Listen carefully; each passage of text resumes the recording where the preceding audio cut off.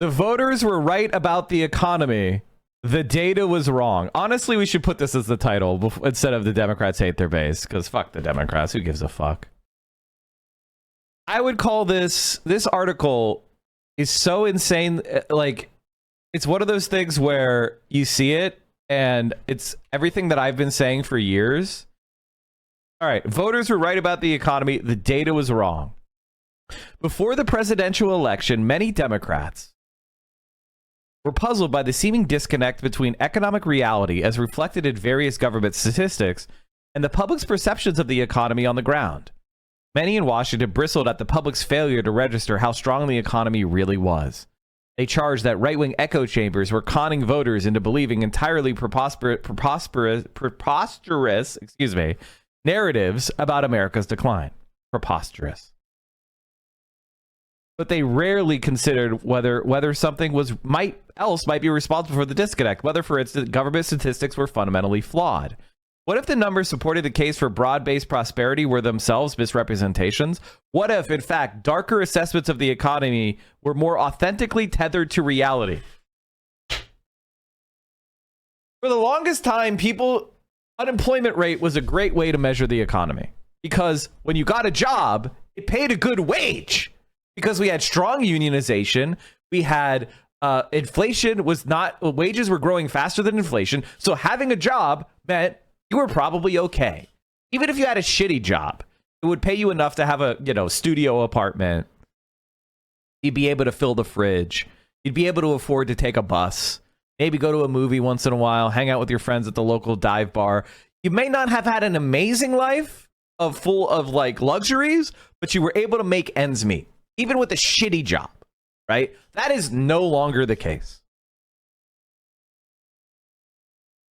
Over half of homeless people have a job. Like, it's not the same. On some level, I relate to the underlying frustrations. Having served as comptroller of the currency during the 90s, I spent substantial chunks of my career exploring the gaps between public perception and economic reality, particularly in the realm of finance. Many of the officials I've befriended and advised over the last quarter century, members of the Federal Reserve, those running regulatory agencies, many leaders in Congress, have told me they consider it their responsibility to set public opinion aside and deal with the economy as it exists by the hard numbers. For them, government statistics are thought to be as reliable as solid facts.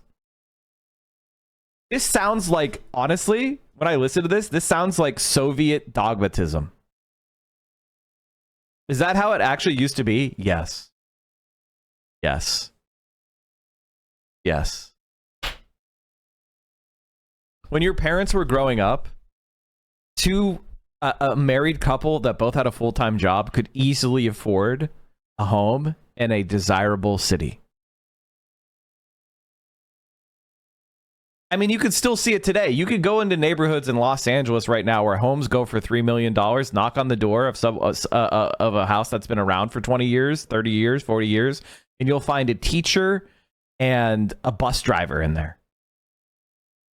But when you go and see the new home, if you go to a house that was just purchased, it's somebody with some high-flying fucking job. The millennials, like what it takes to be in the same neighborhood as your parents is almost incomprehensible.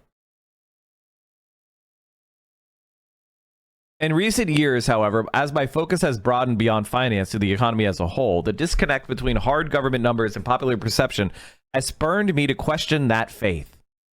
I've had the benefit of living in two realms that seem to rarely intersect, one as a Washington insider, the other as advisor to lenders and investors across the country.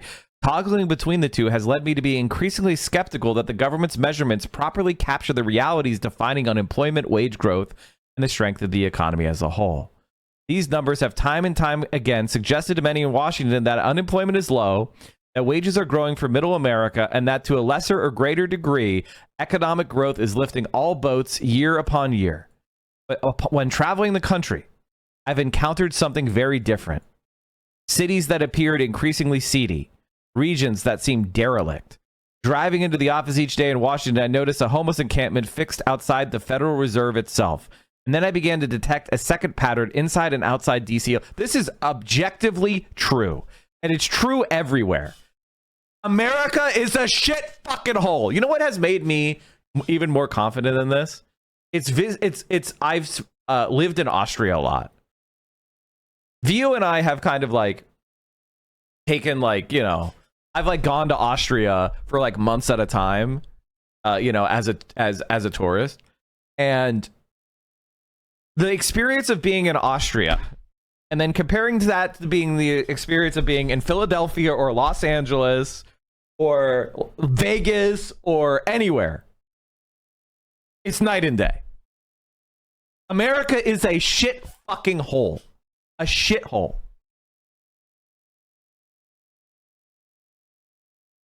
I mean, I walked all around Vienna. I went to the like poorest parts of the city, which is there isn't really. I would go to the most, you know, crime-ridden shit areas. I've never once, not once, did I feel like I was under physical threat and I had to have my fucking my radar dish up. Now, if you're in America and you're walking around the streets, you have to have your head on a fucking swivel. That's just reality. I will get approached by panhandlers constantly.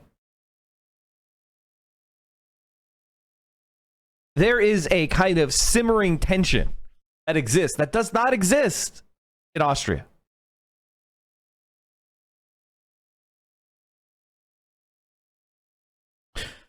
I've encountered something very different. Cities that appeared increasingly seedy. Regions have seemed derelict. Driving into the office each day in Washington, I noticed a homeless encampment fixed upon outside the Federal Reserve itself, and then I began to detect a second pattern inside and outside D.C. alike.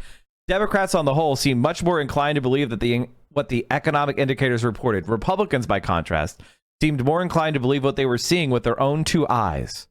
Within the nation's capital, this gap in perception has had profound implications. For decades, a small cohort of federal agencies have reported many of the same economic statistics, using fundamentally the same methodology or relying on the same sources at the same appointed times. Rarely has anyone ever asked whether the figures they released hew to reality. Given my newfound skepticism, I decided several years ago to gather a team of researchers under the rubric of the Ludwig Institute for Shared Economic Prosperity to delve deeply into some of the most frequently cited headline statistics. What we uncovered shocked us. The bottom line is that for 20 years or more, including the months prior to the election, voter perception was more reflective of reality than the incumbent statistics. Our research revealed that the data collected by various agencies is largely accurate. Moreover, the people staffing those agencies are talented and well-intentioned, but the filters used to compute the headline statistics are flawed. As a result, they paint a much rosier picture of reality than bears out on the ground. Take as a particularly egregious example what is probably the most widely reported economic indicator, unemployment. Known to experts as the U3, the number misleads in several ways. First, it counts as unemployed the millions of people who are unwillingly underemployed. That is, people who, for example, work only a few hours each week while searching for a full-time job. Second, it does not take into account many Americans who have been so discouraged that they're no longer trying to get a job. This is the thing that I think is really crazy, and I think why most people are insane. Like, for example, if you work as an Uber driver 5 to 10 hours a week, according to the unemployment statistics, you are employed. But you probably don't feel employed. You're probably like, I don't have a real job. I'm just doing this to try to like make rent or afford groceries. But there didn't used to have jobs like that. 10, 15 years ago, we didn't have Uber driving. It wasn't a thing. So you would have just been considered unemployed. We have this magic gig. We have this gig economy Band-Aid that's just completely obscuring reality. Shit is way worse than it has ever been, except for during the Great Recession in my lifetime. Like, this is dog shit. The economy sucks ass. You can, and by the way, the prices are insane. I don't know how people are surviving. I don't know how people are surviving. I don't know. I don't get it. Finally, the prevailing statistics does not account for the meagerness of any individual's income. Thus, you could be homeless on the streets, making an intermittent income, and functionally incapable of keeping your family fed, and the government would count you as employed.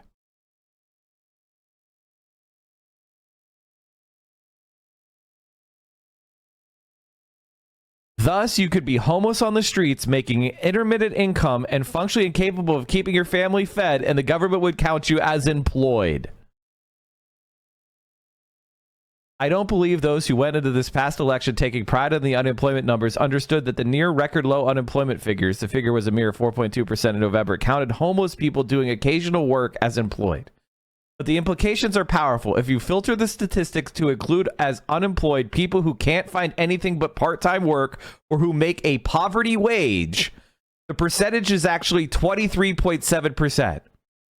In other words, nearly 1 in every 4 workers is functionally unemployed in America today. Hardly something to celebrate.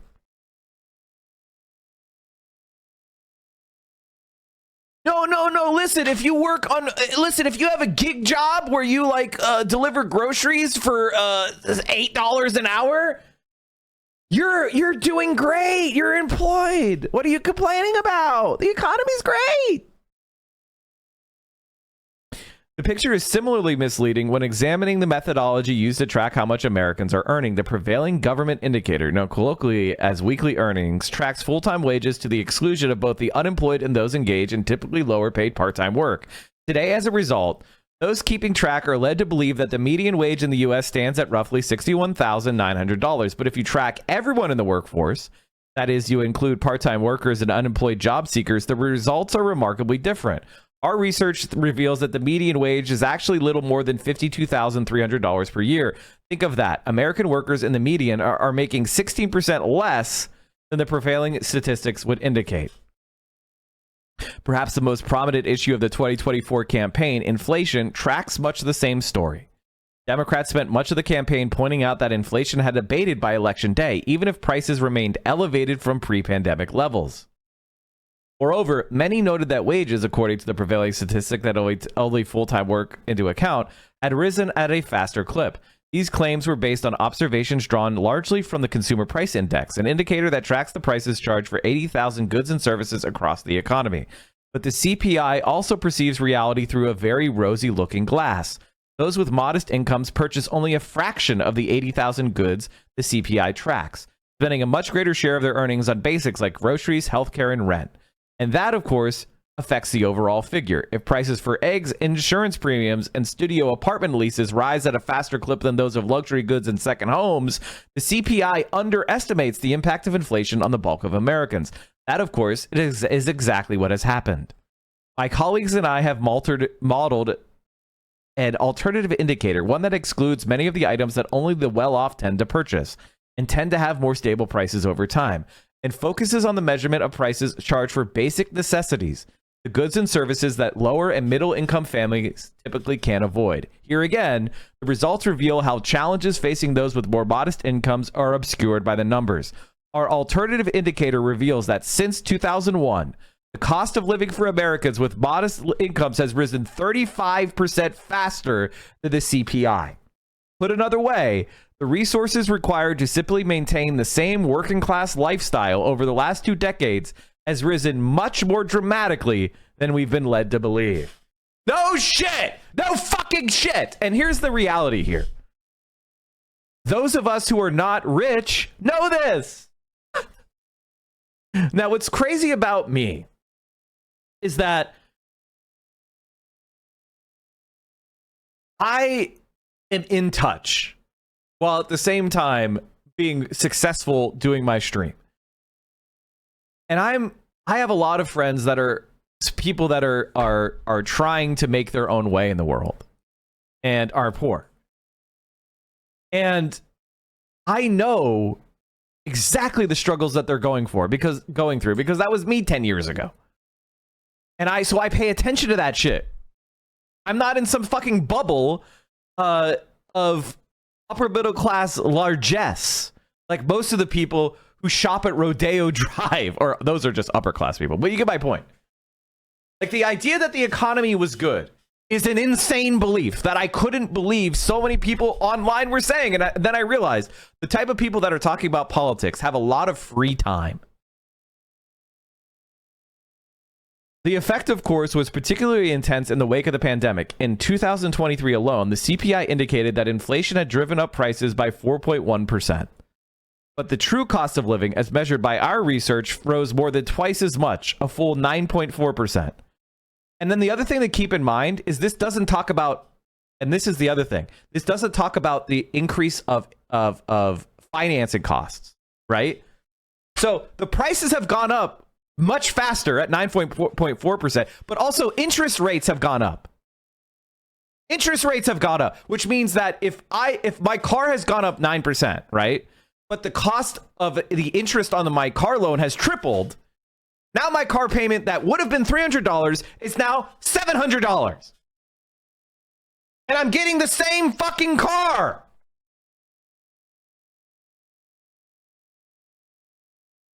And that laid bare the oft-quoted repost that wage gains outpaced inflation during the crisis following COVID-19.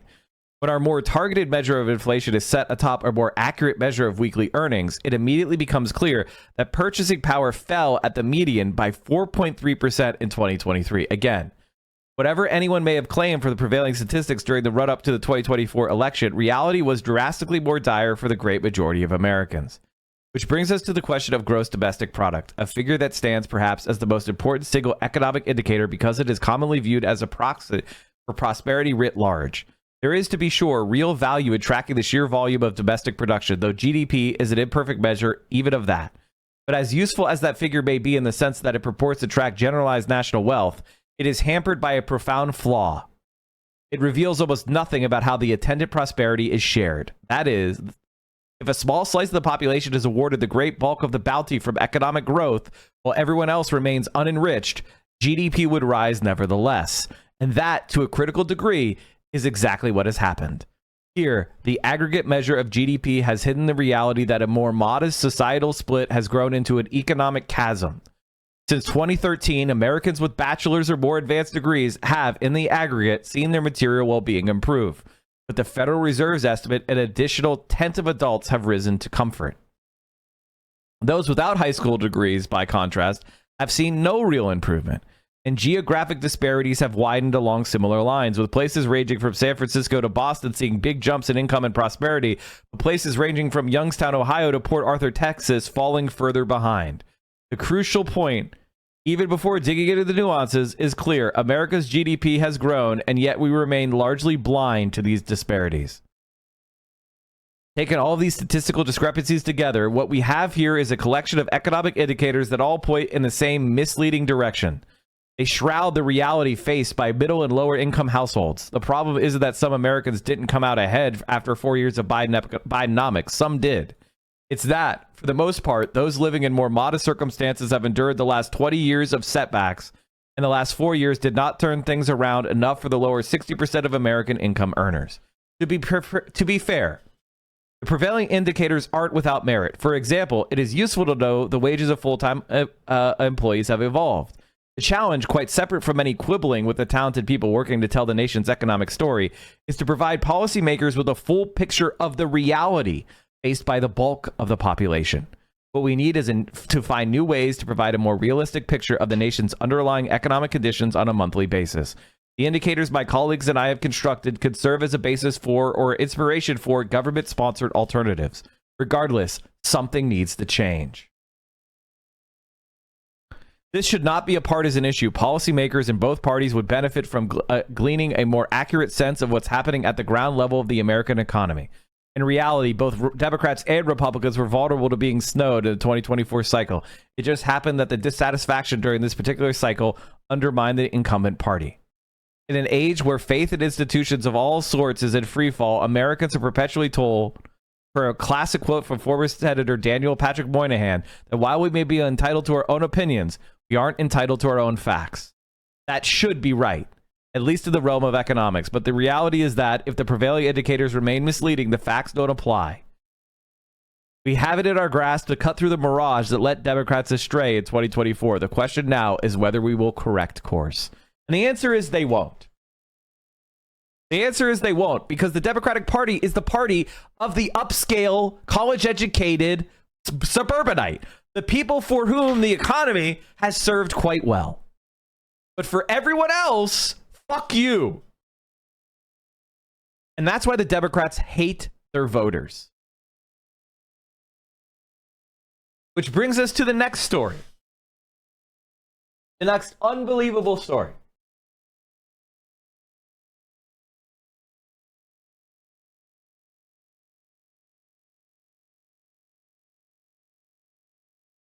Where is it? I try to find it. The story I'm trying to find, chat, is the one where about the Democrats attack. I thought I had it, but apparently I don't. Which is the story about the Democrats attacking their base. The country would generally be a different place if baby boomers truly deeply understood that a $3.05 minimum wage in the 80s equates to $12.45 today, approximately 70% more money. Honestly, I don't even think that's correct. It's even more. You would need more than $12.45, because that's, you're looking at inflation in the flawed way that we just talked about. Prices for a lower class life have gone up 10%. Not 4 point whatever percent. Like, it's per year. It is not the same. It's Axios. Thank you. Scoop. Dems pissed at liberal groups move on indivisible. Okay, so if you're thinking about politics, chat, the most left-wing groups that are playing in the electoral game, you know, you have your like DSA, then you have Working Families Party, then you have Move On, then you have Indivisible, going from left to right, right? And Indivisible, and then there's more groups that you can sprinkle in there, but that's largely the way to look at that, right? So Move On and Indivisible, those are your more like center left groups, right? They're kind of like, you know, Warrenite, maybe even like Harris groups, right? Like Harris 2020, not Harris 2024, right? They're liberal partisans, Democrats.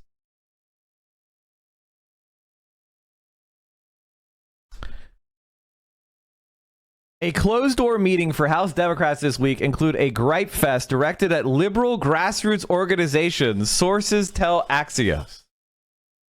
Members of the Steering and Policy Committee with House Minority Leader Hakeem Jeffries in the room on Monday complained activist groups like Move On and Indivisible have facilitated thousands of phone calls to members' offices. People are pissed, a senior House Democrat who was at the meeting said of the lawmakers' reaction to the calls. The Democrat said Jeffries himself is very frustrated at the groups who are trying to stir up a more confrontational opposition to Trump. A Jeffries spokesperson disputed that characterization and noted to Axios that the office regularly engages with dozens of stakeholder groups, including Move On and Indivisible, including as recently as Monday. Zoom in. There were a lot of people who were like, we've got to stop the groups from doing this. People are concerned that they're saying we're not doing enough, but we're not in the majority, said one member. Some Democrats see callers as barking up the wrong tree, given their limited power as a minority power in Congress. It's been constant theme of us saying, please call the Republicans, said Rep. Don Beyer.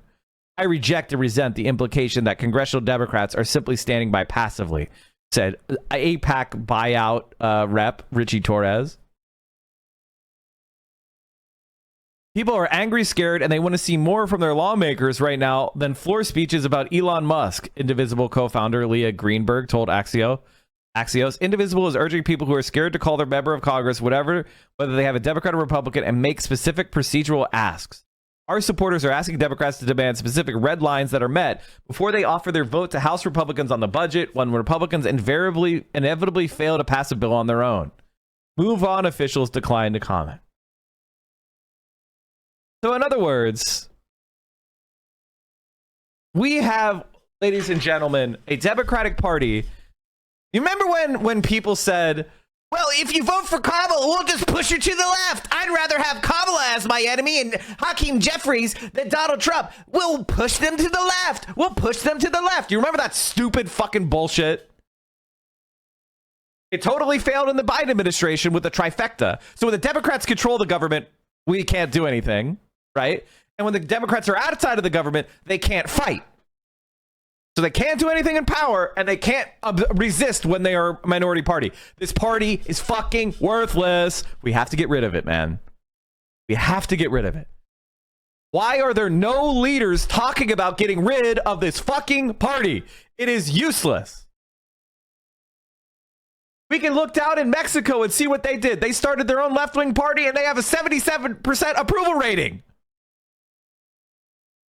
David Sirota said, there is a strong argument that if every single Dem party lifer in DC, every politician, staffer, advocate, think tanker, media influencer, pundit, etc., just resigned, it would be better for the party renewal and the world, and would certainly not be worse than it is right now. An entire generation of the Democrats' professional political class has made a great living in the Capitol, absolutely failing to prevent, and in many cases actually facilitating what we are living through. It is time to just say that out loud and admit it. And I said, this is basically admitting that the entire institution of the Democratic Party is damaging and worthless. If that's the case, why aren't we starting a new party like AMLO did in Mexico? And that's the question you have to ask yourself. Why the fuck are we sticking with the Democrats? Why? Why? Give me a good fucking reason. Give me one. Because money. You don't think we can raise money? Okay, we'll lose out on the billionaires, which then make you adopt unpopular policies. They make you adopt unpopular policies and you lose the fucking election anyway. You lose the election anyway. Kamala Harris had way more money than Donald Trump did, and she lost the election anyway. What good is the money if you do just fucking lose?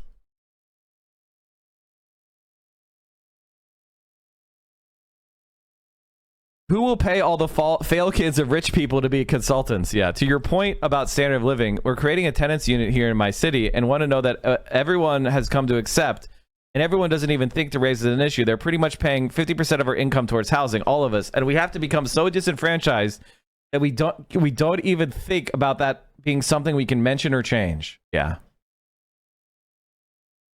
The squad is a joke, and you're right. The squad is a joke. The squad has failed to meet the moment. There's no doubt about that.